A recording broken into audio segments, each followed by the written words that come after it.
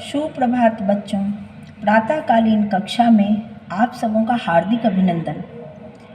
जैसा कि बेटा हम लोग पिछली कक्षा में अभ्यास 15 के अंतर्गत समास का अध्ययन और अभ्यास किया। कौन कौन सा था समास के भेद में? अव्ययी भाव, कर्मधारय और बहुव्रीहि समास, है ना। इसका हम लोगों ने अध्ययन भी किया और अभ्यास कार्य भी किया, है ना। मेरे समझ से आप लोगों को इसमें अब तक कोई दिक्कत नहीं होनी चाहिए। फिर भी अगर कुछ दिक्कत होती है तो हम लोग इसे डाउट क्लास में क्लियर करेंगे पुनः, ठीक है ना बेटा। अब पुनः आज की कक्षा में हम लोग आओ दोहराएं पृष्ठ संख्या 116 का अभ्यास कार्य करेंगे। एक चीज़ बेटा कि हम लोग जो कोई भी अभ्यास करते हैं जिसमें कि नया टॉपिक का प्रारंभ होता है तो उसे हम लोग जानकारी लेते हैं, अभ्यास करते हैं, है ना। अभ्यास कार्य में उसे पूरा करते हैं, सीखते हैं और फिर उसके बाद अंत में आओ दोहराएं ये जो होता है जिसमें हम लोग पुनरावृत्ति के रूप में, रिवीजन कार्य के रूप में किसे करते हैं, जिसे कि हम लोग पीछे अभ्यास में किए हुए होते हैं, है ना। तो इसमें पुनः देख लीजिए कि आओ दोहराएं में क्या है। नीचे दिए गए वाक्यों के सामने सरल, संयुक्त या मिश्रित वाक्य लिखिए। यानी ये जो वाक्य दिया गया है वो वाक्य भेद के अंतर्गत किस कैटेगरी में, किस रूप में ये लिखा गया है उसे बताना है। हम लोग पिछले अभ्यास में वाक्य भेद के अंतर्गत सरल, संयुक्त और मिश्रित का अध्ययन और अभ्यास कार्य किया था, है ना बेटा। तो ये ध्यान दीजिएगा। पहला क्या है? को माँ भोजन पका रही है। वाक्य भेद के अंतर्गत ये क्या हुआ? ये सरल वाक्य है। दूसरा क्या है? खो में रीना ने कहा कि वह कल विद्यालय नहीं जाएगी। ये वाक्य भेद के अंतर्गत कौन सा भेद हुआ? समझ में आ रही है? एक प्रधान वाक्य है, दूसरा उस पर आश्रित है। क्या हुआ? मिश्रित वाक्य। गौजो है, बच्चे बहुत थके हुए थे इसलिए वे जल्दी सो गए। स्पष्ट इसमें समझ में आ रहा है ना। दो वाक्य है, बच्चे बहुत थके हुए थे। दूसरा वाक्य क्या है? वे जल्दी सो गए। दोनों को हमने इसलिए से संयुक्त कर दिया, इसलिए ये संयुक्त वाक्य। आगे आते हैं घौ पे। ये क्या है? मुझे मालूम था कि वह नहीं आएगी। प्रधान वाक्य, आश्रित वाक्य, इसलिए ये क्या हो गया? मिश्रित वाक्य। अंग, हम छुट्टियों में नैनीताल जाएंगे। सीधी सी सरल वाक्य है ये, उद्देश्य विधेय से मिला हुआ, ठीक है ना। अब उसके बाद आ जाइए अंतिम चौ। सूरज निकल आया है और तुम अभी तक नहीं उठे। दो वाक्य स्पष्ट दिख रहा है ना। सूरज निकल आया है, दूसरा वाक्य क्या है? तुम अभी तक नहीं उठे, जिसे और से संयुक्त किया गया है। स्पष्ट है ये आपका संयुक्त वाक्य हुआ।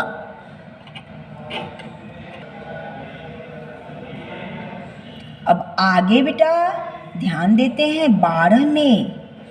नीचे दिए युग्म शब्दों से वाक्य लिखिए, वाक्य बनाकर लिखिए। समझ में आ रही है? युग्म शब्द क्या है? हम लोग जानते हैं ना, युग्म अर्थात जोड़ा।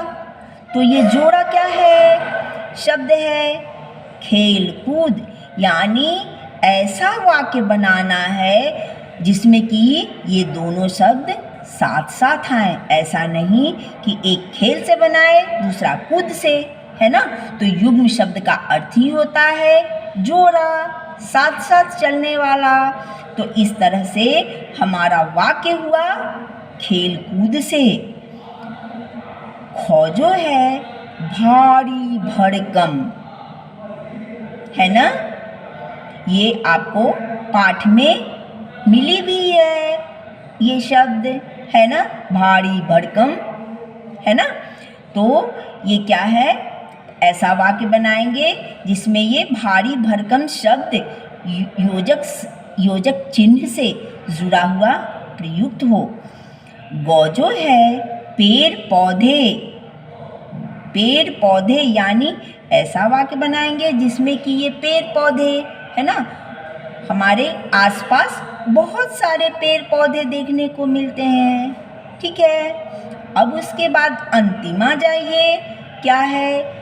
चाय वाय, है ना। ये जान लीजिए कि युग्म शब्द जो होता है कोई ज़रूरी नहीं है कि दोनों का अर्थ निकले, लेकिन इसे जब हम प्रयोग करते हैं तो ये इसके साथ चिपका रहता है, साथ साथ आता है। अतिथि किसी के आने पे कहते हैं ना हम लोग कि अरे चाय वाय ले आओ, पानी वानी ले आओ, है ना।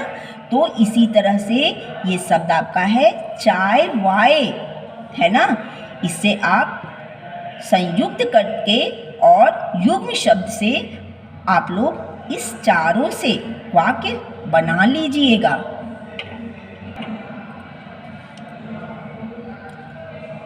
अब ये आगे ध्यान दीजिएगा बेटा, 13 में क्या है? निम्नलिखित वाक्यों में क्रियापद रेखांकित करके भेद का नाम लिखिए। समझ में आया? क्रियापद यानी क्रिया शब्द को पहचानना है, रेखांकित करना, अंडरलाइन करना है और उसके भेद का नाम लिखना है। आप लोगों को पहले ये बताई हूँ ना कि क्रिया दो तरह का, सकर्मक, अकर्मक, और इसे पहचानने का तरीका भी बताई थी, है ना। अगर हम वाक्य में प्रश्न करते हैं क्रिया शब्द को जोड़ते हुए, तो अगर हमें जवाब मिल जाता है तो वो हो गया सकर्मक यानी कर्म के साथ। और अगर क्रिया में हम प्रश्न करते हैं तो हमें जवाब नहीं मिलता है तो ये क्या होता है? अकर्मक। ये आपको सकर्मक, अकर्मक क्रिया भेद पहचानने का ये साधारण सा तरीका है ना। तो इसमें ध्यान दीजिए बेटा। क, मधु ने सेब खाया। क्रिया क्या हुआ? खाया। प्रश्न कीजिए, क्या खाया? सेब। इसलिए ये क्या हो गया? सकर्मक, है ना।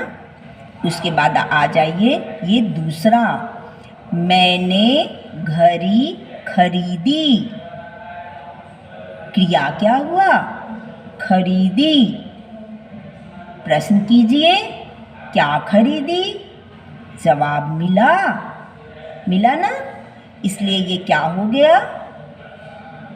सकर्मक, घड़ी खरीदी। ठीक है ना बेटा। अब ये आगे देखिए, पेड़ पर चिड़िया बैठी है। क्रियापद क्या हुआ? बैठी है। एक चीज आप लोगों को मैं जानकारी के रूप में बता रही हूँ, इसे आप लोग नोट कर लीजिएगा। वो क्या? स्थान सूचक शब्द हमेशा अकर्मक होता है।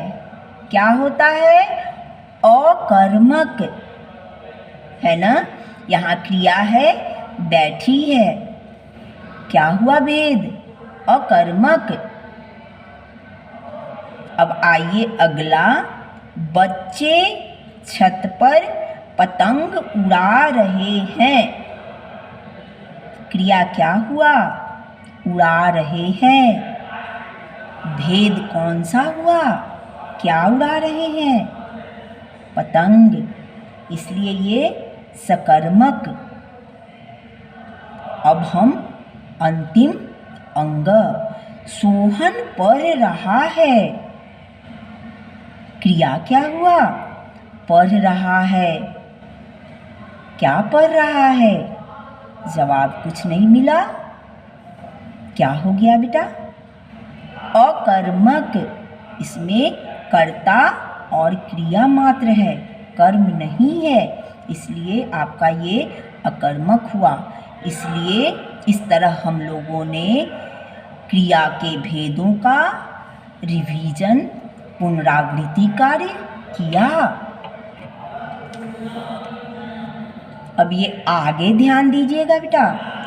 निम्नलिखित वाक्यांशों के लिए एक शब्द लिखिए।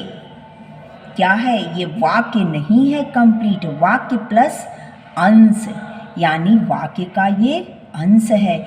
इसको हम लोग दूसरे तरफ से भी पढ़े हैं। अनेक शब्दों के लिए एक शब्द, है ना।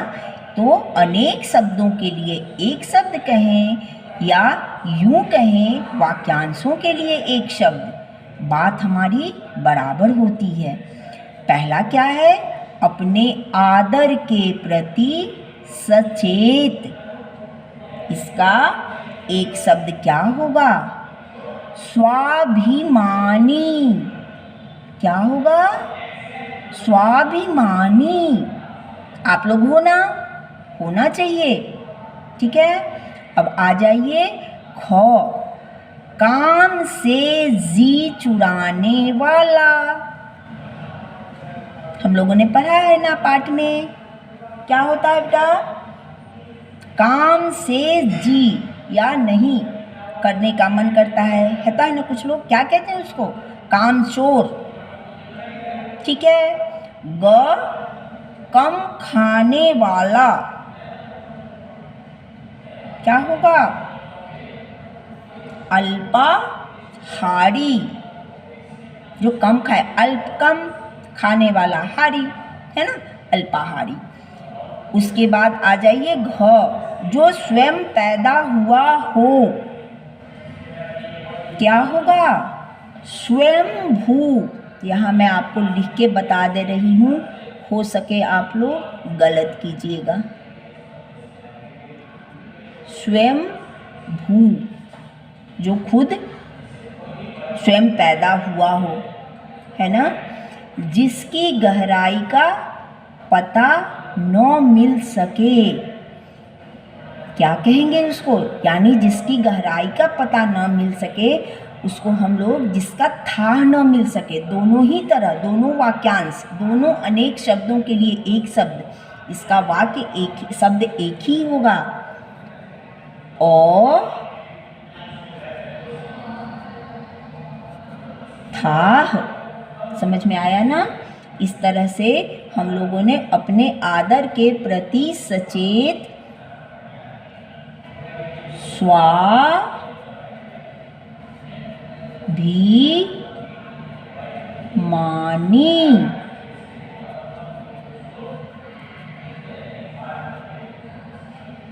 ठीक है। काम से जी चुराने वाला, ये तो सामान्य है, फिर भी मैं लिख दे रही हूँ इसे भी। कामचोर, कम खाने वाला। अल्पाहारी,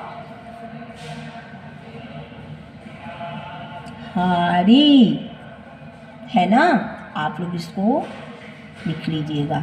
इस तरह से हम लोगों ने इस अभ्यास का रिवीजन भी किया। अब आगे हम लोग देखते हैं बेटा, ध्यान दीजिएगा, ये क्या है? आओ दोहराएं नहीं, आओ लिखें। क्या लिखना है? कामचोर कहानी में पानी की बहुत बर्बादी दिखाई गई है। बच्चे किए हैं ना, नहाते नहाते बहुत सारा पानी बर्बाद किए हैं, है ना? तो इसे बर्बादी दिखाई गई है। आप क्या कीजिएगा? पानी बचाओ ऑब्लिक या जल संरक्षण पर 2 स्लोगन लिखिए और एक विज्ञापन बनाइए, है ना? इस तरह के हम लोगों ने बहुत कार्य किए हैं। आप इस पे यहाँ स्लोगन दिया गया है जल संरक्षण या पानी बचाओ हेतु। इस यहाँ हम लोग पेज नंबर 117 में क्या लिखेंगे? स्लोगन लिखेंगे। और अगले पेज नंबर पृष्ठ संख्या 118 में हम लोग आप इसे एक विज्ञापन जल संरक्षण हेतु, आप लोग तो इसमें पारंगत हैं बेटा, ये क्रियाकलाप के रूप में आप इसे सुंदर से बना करके और तब इसका पिक्चर हमें व्हाट्सएप पर भी सेंड कीजिएगा। ये आपके क्रियाकलाप एक्टिविटी के लिए होगा, है ना? इस तरह से हम लोगों ने आज इस अभ्यास का समापन किया।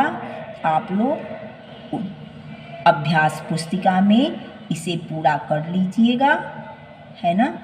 धन्यवाद बच्चों।